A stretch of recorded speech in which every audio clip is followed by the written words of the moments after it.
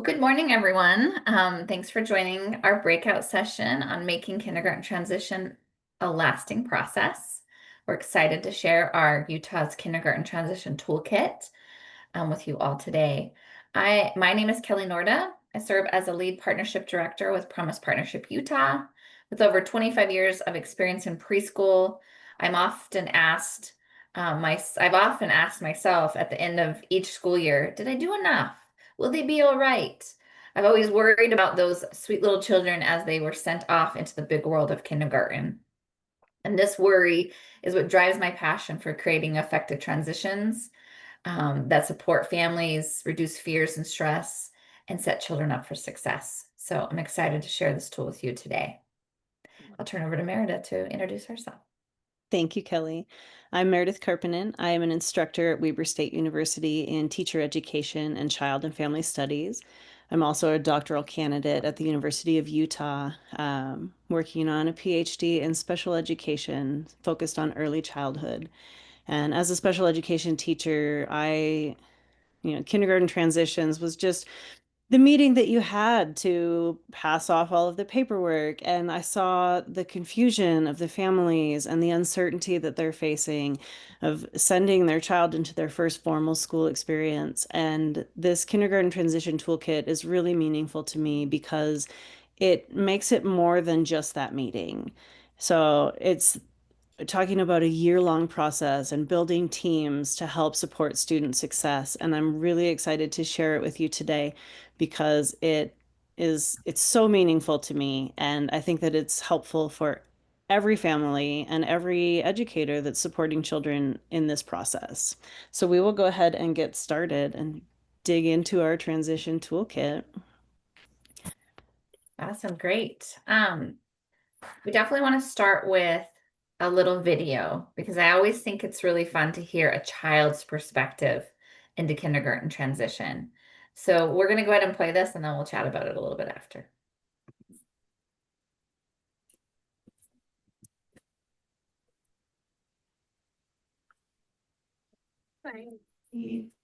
Well, I'm glad you pointed that out to me because I'd have. I just think ABC, it has to be quiet when the little circle.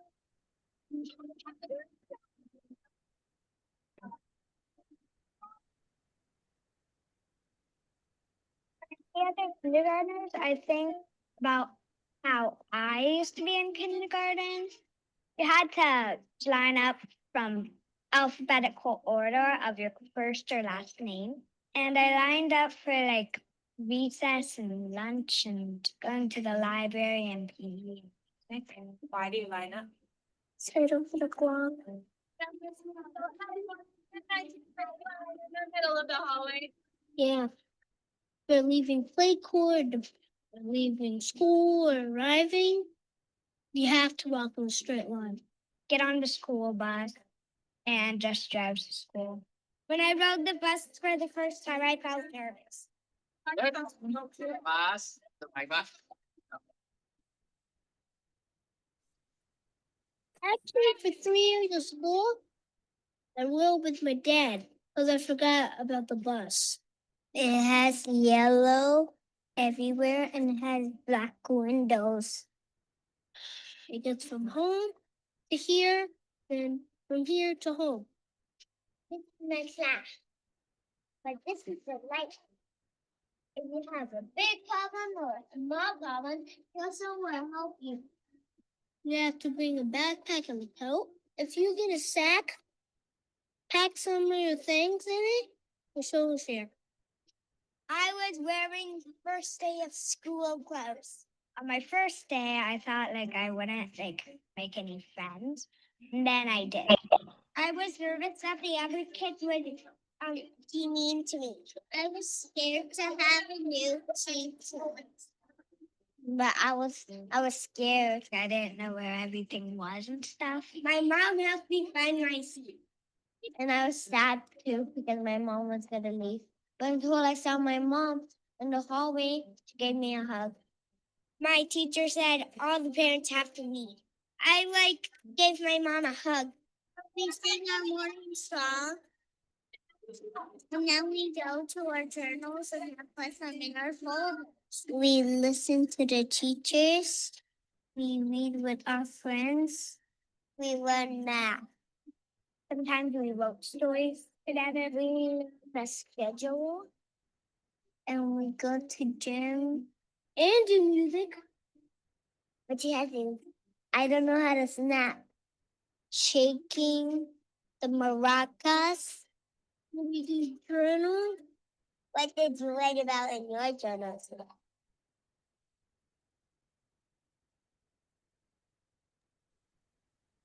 Thank you. It's a long video, but it's so cute to just see how these children kind of view coming to kindergarten and that transition. And it's fun to see how simple they are and how excited they get of just little things. Like that little girl was like, "This is the light switch." And it was so exciting for her. And I love that.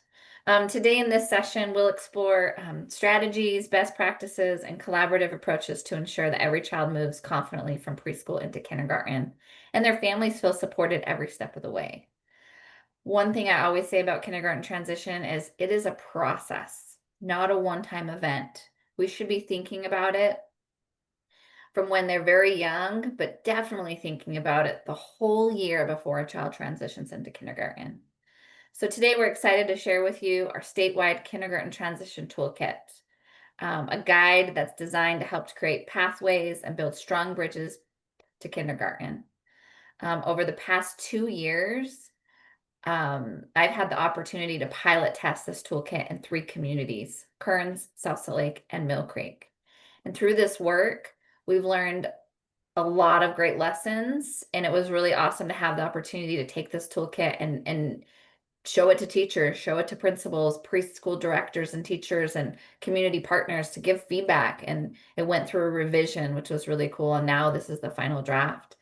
But some of the things that we learned through this work, and I'll share many examples throughout our training today, but just kind of high level, is that when we create a strong transition team with the right people at the table, including families, we can learn from each other and work towards common goals. When we use data to drive our goals, we can focus on closing disparity gaps, reducing barriers, and improving systems. When we have coordination, alignment, and strong relationships, we can really help make this a real process. So again, throughout this session, we will be sharing with you specific examples of how we achieved results using this toolkit in these 3 communities over 2 different school years. And hopefully you can take away some different strategies to help improve kindergarten transition in your communities. And we'll have a Q&A again at the end. So please be thinking about your questions that you have for us. And I'll turn the time over to Meredith to kind of tell you what this toolkit is. Thank you, Kelly. So this toolkit, Kelly gave it a great introduction, but it really is just the step-by-step guide to having these smooth, successful transitions from preschool to kindergarten for all students. So we're going to go through each of the 5 steps today and kind of dig into how to use them and how they work and what they're for. But the overview, just step 1 is identifying those members of the kindergarten transition team, like who needs to be at the table for each particular child. Step 2 is identifying the data to be reviewed. What information do we have about these children? And then identifying goals and objectives. Where do they need to go? What do they need? What supports do they need? All of the things that are going to make them successful. And then identifying coordinated activities to evaluate success. This step is actually, I'm really excited to get to that one. It's going to be fun. And then evaluating success so that the next time you do this process with a different child, you know what you might need to change or other pieces that you need to look at. So we're going to go through one step at a time and get you the information that you need so that you can successfully use this transition toolkit. So step 1 is identifying the members of the kindergarten transition team. Kelly asked you to get a paper and pencil to jot down your questions. And I also want you to jot down some thoughts about this as you're thinking about the setting where you are right now and those preschoolers that you're working with that are going to kindergarten. Who is on their team? You know, you have families, you have teachers, you have kindergarten teachers, you have community supports, special education, related services. So who are those key stakeholders for the students that you are working with? And this step one in the toolkit gives a transition agreement where you're saying these are the things that we are going to provide for your child. These are the principles that guide us, and these are the activities that we're going to do to work with you to help the child get ready for kindergarten. And then also laying out what meetings need to happen. So I do have eyes on the chat, and I want to take just a minute to jot down your ideas about this. Besides the people that I listed, who else should be at the table for planning transitions for your preschoolers to go to kindergarten next year? Just to add, when we did the pilot, we had a transition team that we developed, one in South Salt Lake and Mill Creek combined, and one in Kearns. And we brought principals, preschool directors, kindergarten teachers, preschool teachers, parents, and then community partners. Like in South Salt Lake, we had the Promise South Salt Lake team. In Kearns, we had the family engagement coordinators from the district and some local Head Start programs and other community organizations. So it really can be whoever is going to impact your area, but it's important to really make sure if this is one elementary school in this community, who around it needs to be involved in that transition for that child. Thank you, Kelly. Right. So once you have your kindergarten transition team assembled and you have an action plan in place with when and where you're going to meet, step 2 is identifying what data needs to be reviewed for this child. So on the screen, you see a little snapshot. This is directly from the transition toolkit, and it's a fill in the blank. I describe my child's personality as what? My child's likes learning about these things. I worry about my child in these areas. So this is really getting the information from the parents about what they see their child's strengths and abilities and gifts to be, but then also looking at, what is their attendance? What data has been collected throughout preschool, those assessments that have been done, and using those to inform your decision making as you're creating this process for the child. Kelly, do you want to add anything from your pilot? Yeah, one thing I'll add about the student snapshot report. So it's kind of two pieces. One is the data that you already have that you're using to inform the next step that Meredith will talk about goals that you want to have. But it's always important to lay out the data. Like, what is it telling us that we kind of last year we want to fix for this year when it comes to preparing kids and transitioning? So that maybe that's PEEP, maybe that's ASQs, things like that. But then there's this snapshot report, which is such a valuable tool. And we saw that when preschool programs took the time to have families fill out the front part, and then when you flip it over, the back part is to the teacher's perspective. So it has both perspectives. And they actually shared that with the incoming, with the incoming elementary school, with the kindergarten teachers. Those teachers were so grateful. They were like, thank you for this snapshot, because it gives me just a little idea of where this child's coming from both a family and a child and a teacher perspective. And I can really make better decisions on placement for that child, interventions, tools that I might need. And it is just a snapshot, but it is something that a lot of them, because they moved from the KEEP assessment to the Cadence assessment, aren't having a lot of data when children are entering into kindergarten. So it gives them something. So I encourage preschool programs to get into a habit and a system of filling this out with parents and then creating that relationship with your elementary school and delivering them, whether it's via email or mail. But if we give it to the parents, I found, and we ask them to give it to the school, it sometimes gets lost in transition. So if you could develop a system, and that's what we did with one of our schools, one of our preschools to one of our elementary schools, and they were so grateful to have the information. Thank you, Kelly. So that process really plays into step 3, which is identifying goals and objectives. And this is, as a special education teacher, this is something that I work on all the time.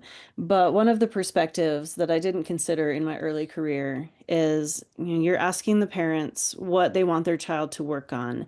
And in a school setting, they're thinking of school goals. I want them to write their name. I want them to make friends. All of the typical goals that you hear for preschool and kindergarten.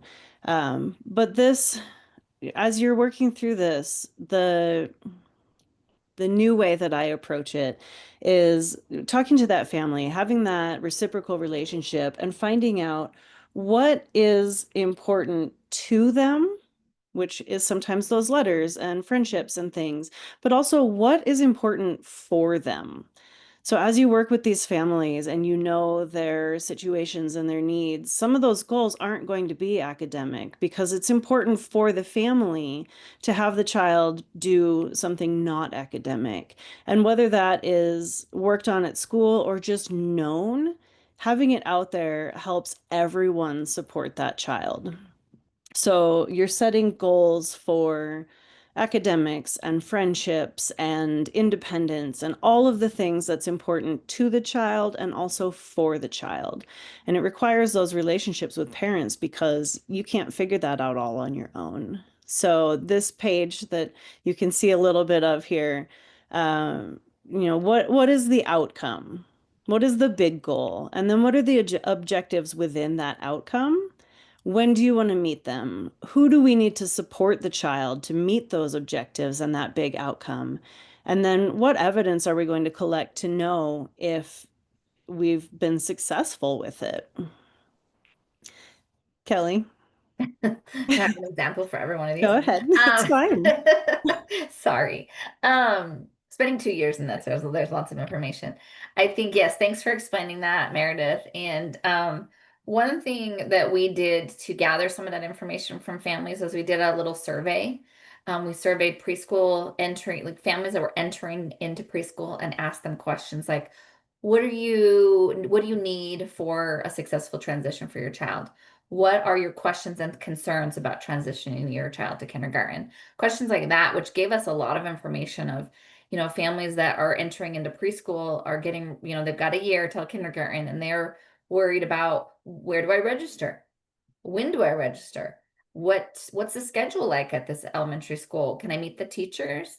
They're also worried about the readiness skills. That was a huge one. They were like, how do I get my kid ready? How do I know what to do at home?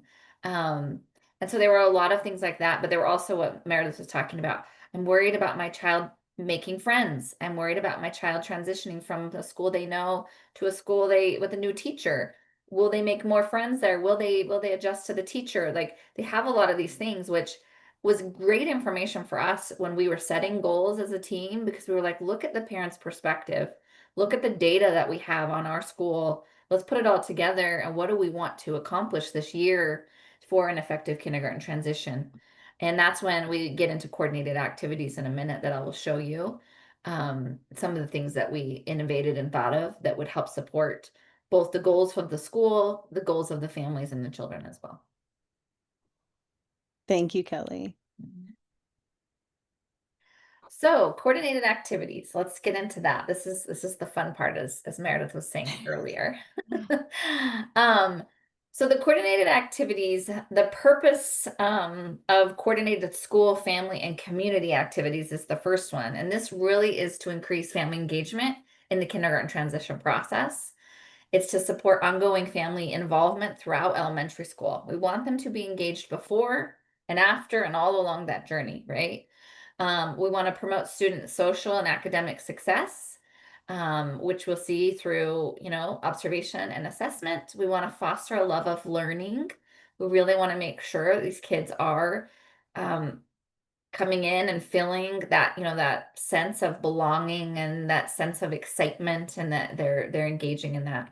And then we want to help families and schools establish strong attendance habits. So all of these kind of are intertwined within that.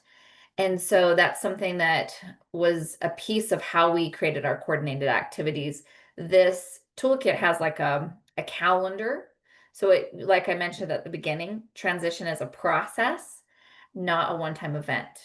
And so we started in August and we went to the next August. And so we looked at every month in the calendar year of what kind of coordinated activities could we do as preschool programs, community partners, and elementary schools to help meet the goals that we set through these coordinated activities. And so there's a couple different areas. The first one is this school, family, and community activities. And so some of the things that we did as examples were one of the schools said, our goal is to increase registration numbers earlier in the year, because they were finding that in September, kids were still registering for kindergarten.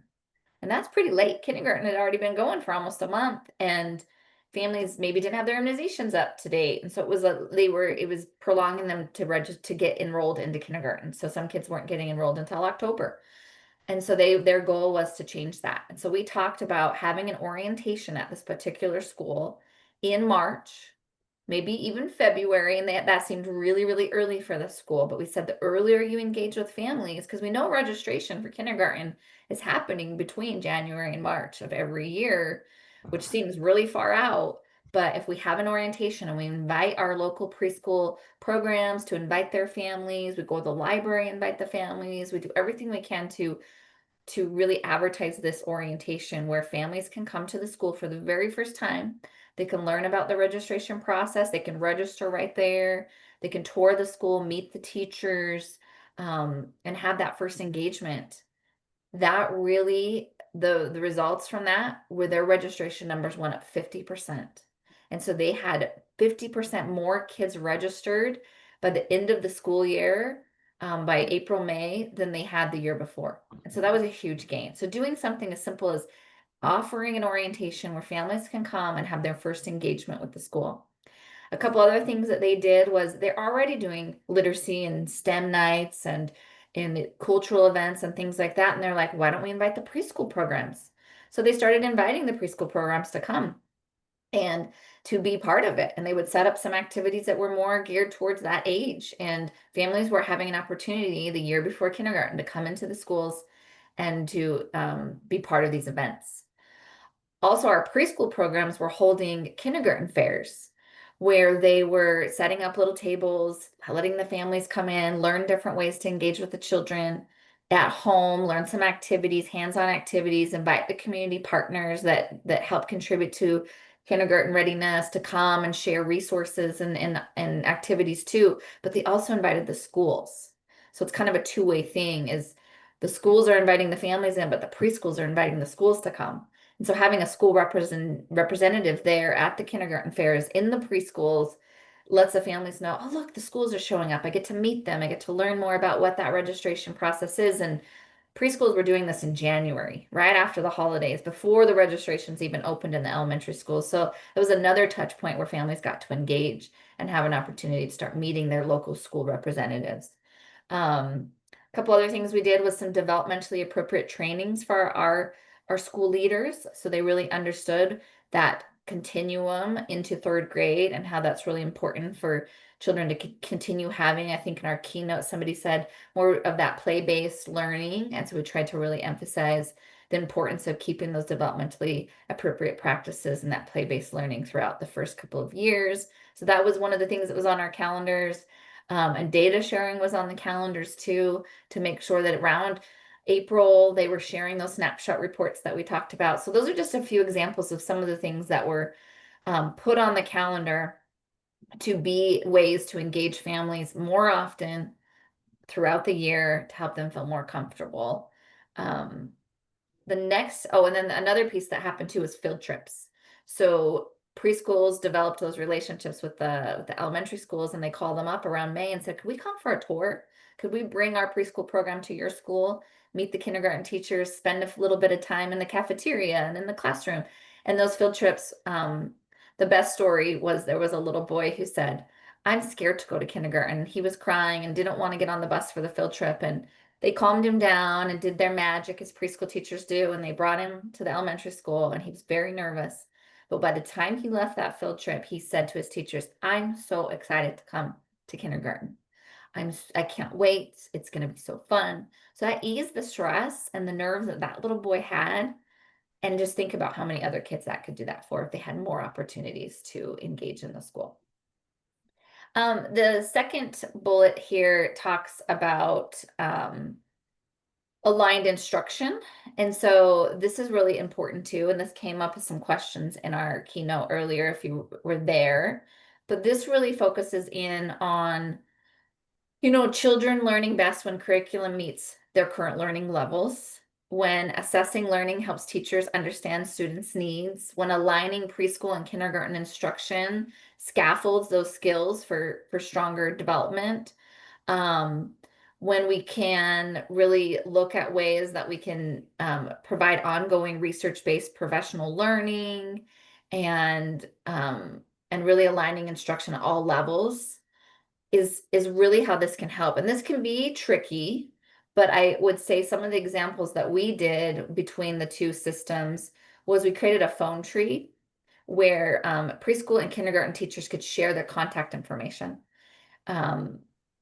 They would share their emails, their phones, their preferences of how they wanted to communicate. And that way it gave them an opportunity to reach out to each other and say, tell me a little bit about your curriculum, or tell me a little bit about what your experiences are in teaching children that have behaviors, and they could share across information and try to help at least gain an understanding of how they might be able to align some of their instruction, or how it's different, or how it's similar. So I think that really was a way to connect and engage, and they could do it when it met their needs. We also created through our pilot platforms where teachers could engage with each other virtually in like breakout rooms. We would pair kindergarten and preschool teachers together to talk about some of this stuff too. Or we encourage them to have phone calls or to go meet each other, but we also created some of those spaces in our transition team every couple of months for them to get together and have those places to talk. So that was just kind of an example of that, which also kind of goes into those consistent classroom routines, or the classroom routines, paralleling classroom routines and mirroring classroom environments. They're both so important.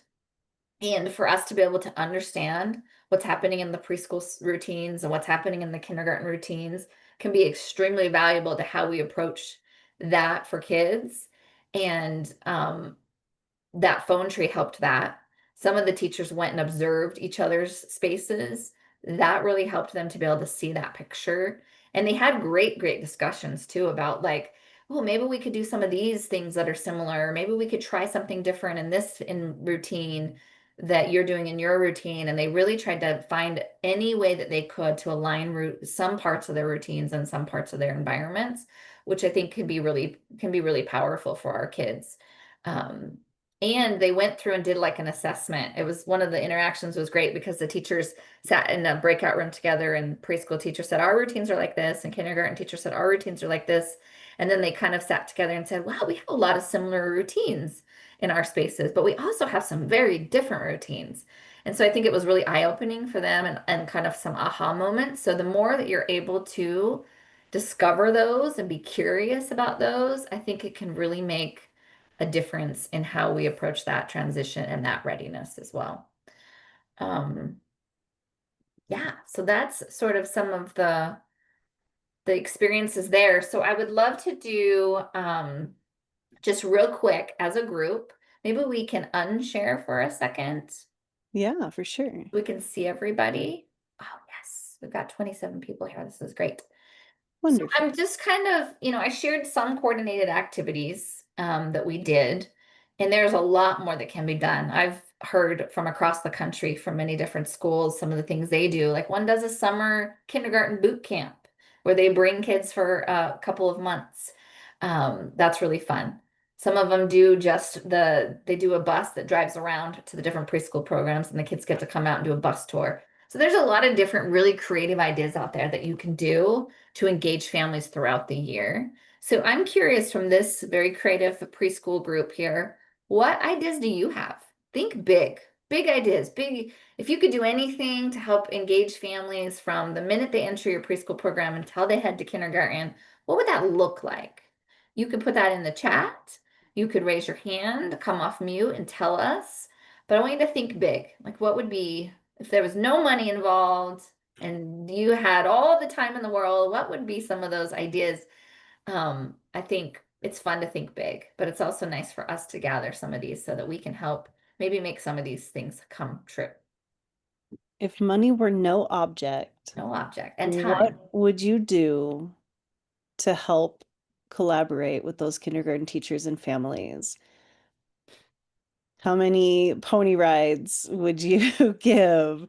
Think big. Think big. What have you always wished you could do?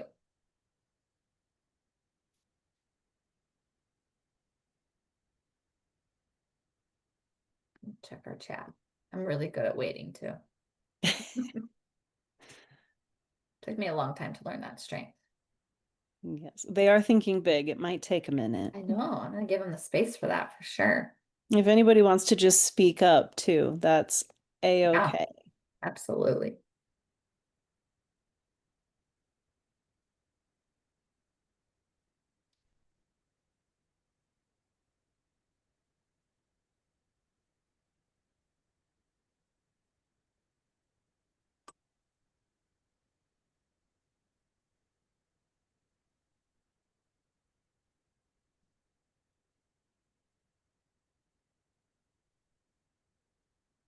Maybe you think I don't think I can do this in my program. I don't know if I have the ability to go on a field trip, or how would I find the time to talk to the elementary schools around me?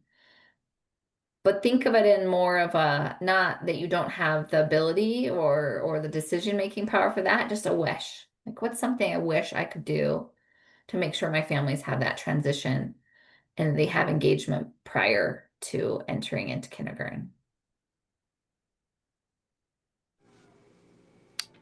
I personally think it would be really nice to like almost kind of like have a fair night with those teachers and the preschool and the families, so that there's not a lot of running back and forth. And if we're talking money is no object, having like, fun activities and, you know, things to kind of warm the idea of them transitioning to kindergarten with the support of both sides. I don't know how realistic that is with, all the schools and preschools, but I think that would be really nice for our families.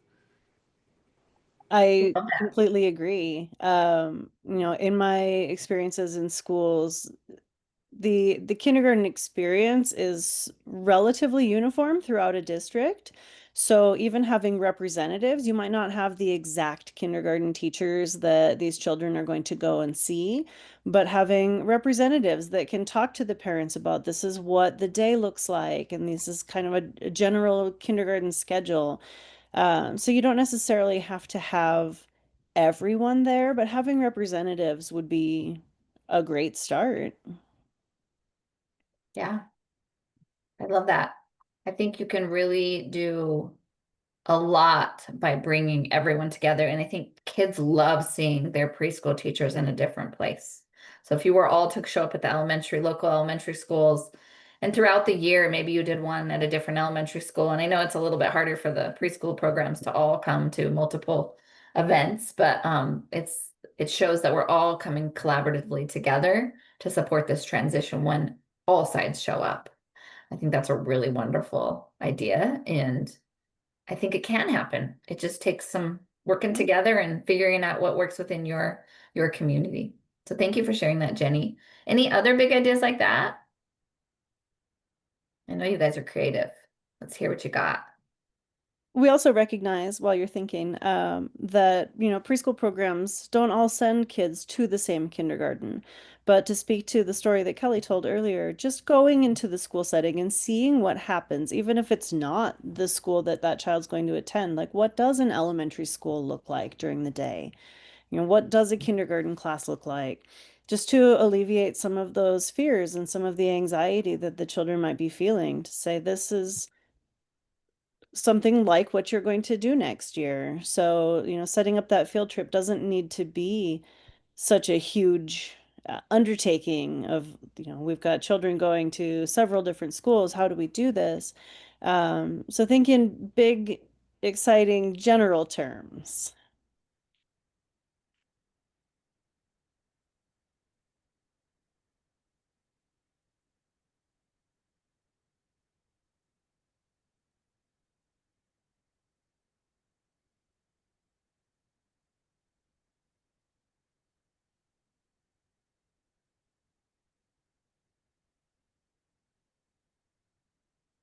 All right. Well, I understand it's tricky to maybe come up with some of those ideas, but keep thinking. We will be going into a breakout in just a few minutes where you will have an opportunity to speak with other preschool teachers and reflect a little bit more on this toolkit and how you could possibly use it within your spaces. So you can also share other ideas and activities in a smaller group if that feels more comfortable. So let's reshare and we'll go into the last step, which is evaluating success. So I think with anything that we do, um, we know that we have to continually improve our process, right? And that's what we do as preschool teachers. Every year we're looking at, okay, this is what we implemented this year, or even this week, or even this day. Let's try something different tomorrow to improve it. Or we had success, let's do that again. So this is the same thing with this toolkit, is as you go through each section of it, you're really looking at what are ways we can continue to improve it. Do we need different people a part of our team next time? Do we need to look at different data or collect different data along the way than we did this time? Did those activities work? Great. That preschool orientation I told you, or that um, elementary school orientation that happens in March is happening every year now because it's been so successful. That kindergarten transition fair that our preschool programs are having is happening every year now. And so there's things that are working all the time, but then there's also things that we're like, I could have done that different. Like building relationships. Sometimes we didn't get all of the programs or we didn't go to the spaces. Year one, we went out to all the preschools around each elementary school and introduced ourselves and handed out flyers and talked to them. And the next year, the schools decided to go out and bring some kindergarten readiness kits and talk with the educators and collaboratively work together on skills. And we also decided the next year we needed to go out to programs that weren't preschool programs, like libraries or places where families were going that were enrolled, because we didn't want to miss that group of families too. So each year we learn something a little bit different, and data that the pre and post survey of families entering preschool and exiting preschool really told us if we were able to give them the resources they needed, if we were able to give them the information they needed. And then that helped us to evaluate our practices there as well. So just always kind of keeping that in mind, I think can be really helpful. But now I think we're going to go into our breakout room. But let me see here. Yes, that is our next step. Is our next step. So we're going to put you into groups of I have them at about 4 or 5. four or five. Yeah. So that you can just chat in a smaller group about how can you use this toolkit in your setting, in your area. How can you incorporate it into the things that you already do? And then also, one of the things that we want to know from you in this session is what further resources do you need to be able to implement this successfully? And not necessarily your big picture carnival ideas, but just to get this going in your program. What else would you need? And then a little chat about who is missing from your table. Are there key stakeholders that should be informed or involved with this process and this toolkit? Is there anybody else that we need to bring in and teach about this toolkit so that they can help support the process for families and students and teachers? All right. We're going to put you into 10-minute breakout rooms. So you have 10 minutes to chat with new people and connect and figure out maybe introduce yourself, start off by introducing yourself and telling, where you're teaching, and then jump into some of these questions. When we come back, we're going to open it up for a Q&A to hear about what you discussed or hear about what questions you have about the toolkit. If there was something that in one of those 5 steps that wasn't clear, or that you want to know more about, that'll be your opportunity to ask us. So, and we'll drop these questions into the chat too. Thank you, And Kelly. I'm going to send you off to your rooms.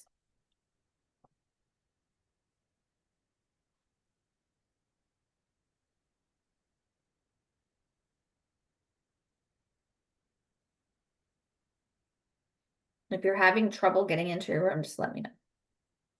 There should be a button at the bottom that says join.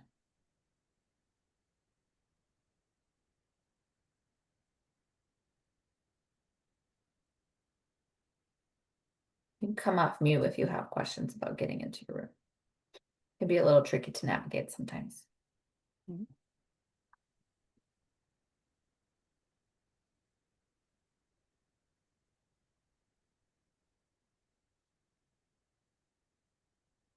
See, most of you are going into your room. Some of you have not.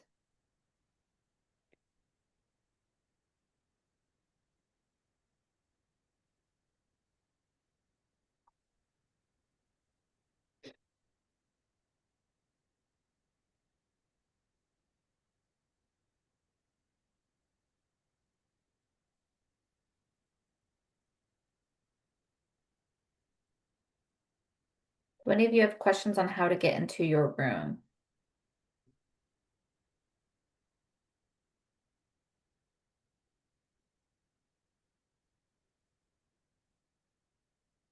Okay. Should be at the bottom. You should see breakout room. Then you can just hit join. You're assigned to a particular room.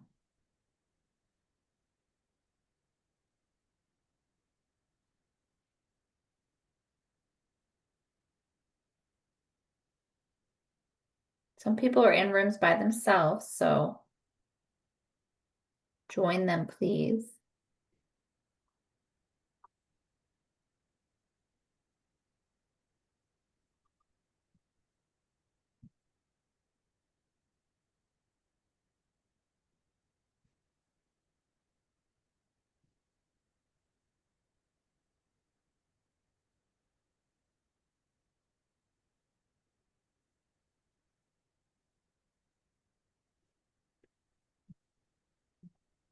Kristen, Brittany, Randy, Stacy, do you guys have any questions about how to join your room?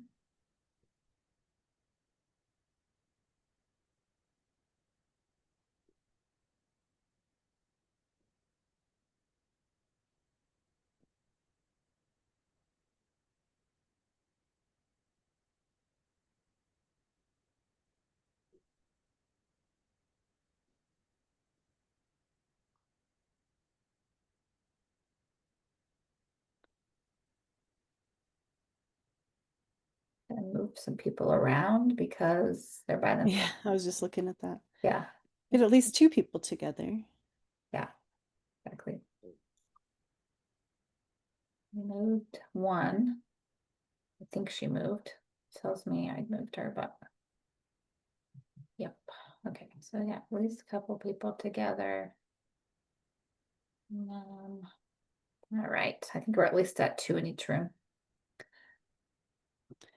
And a I'll give it couple at that people are for even now. talking.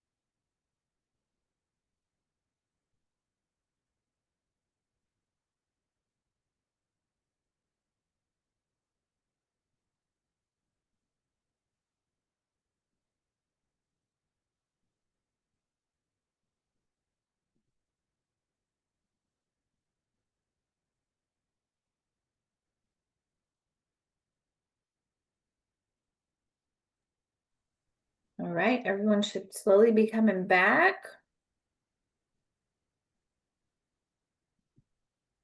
Hope you guys had an opportunity to have some good conversations. Get to know each other, maybe.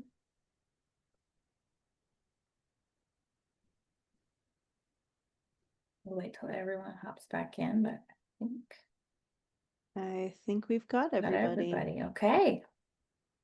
Well, this last 10 minutes, 8 minutes now, we'd like to open up to a Q&A.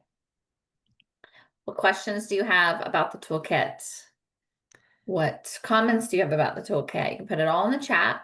You can also go off mute and let's just have a conversation. We'd love to know what you want to know more about. And we have this QR code here for you to tell us how we did and what we can improve in this training, but also let us know what other resources and tools you need as we build out this training to be a permanent one that lives on a website that anyone can have access to.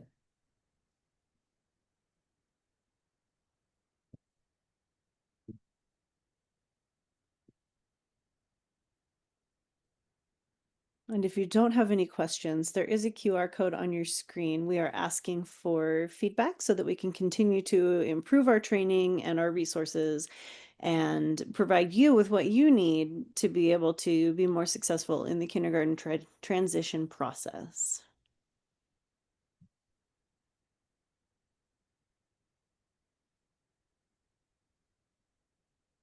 You're cutting out really bad. Okay. Oh, Are we both?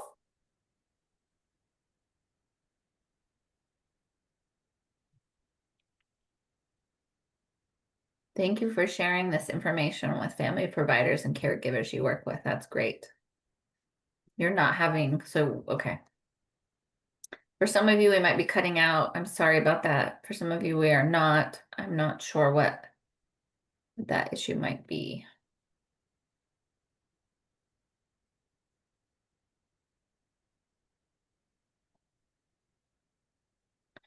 Any other questions?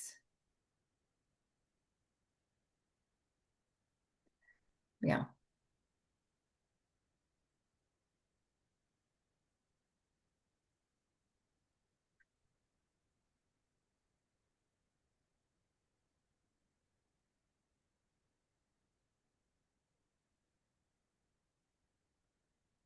all right. Well, we have 6 minutes left. Kelly and I will definitely hang out for that 6 minutes. And if you don't have any questions, we encourage you to go back out to the expo and check out the vendors and people that are over there. But we'll be here, and please do fill out the feedback for us. It's so essential for us to be able to improve this training as we move forward in rolling out the toolkit and the kindergarten readiness definition, and also moving forward with our work from here. Thank you all for joining us in our session today. We hope this can be a valuable tool you can use in your communities. Have a great rest of your conference.